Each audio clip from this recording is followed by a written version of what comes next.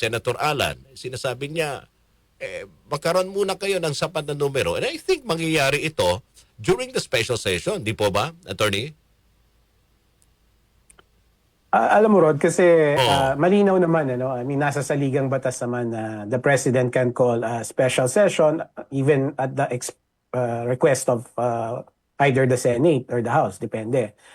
Pero kasi I am of the view, Rod, na, and of course, I could be wrong, I am of the view na yung special session na tatawagin ng Pangulo should only be confined dun sa purpose ng special session. Mhm. So, for example, pag nagtawag ng special session si Pangulong Marcos for the purpose of passing a supplemental budget Mhm.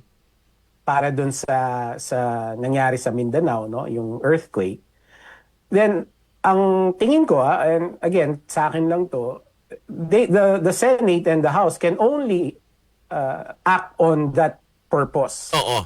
which is to pass the supplemental budget. Hindi na sila maaaring gumawa ng ibang bagay Okay. labas dun sa purpose na binigay ng Pangulo. And that's just my opinion, no? Kasi yung special session, I mean, sa pangalan nga niya, special eh. In other words, hindi ito regular session. Mhm.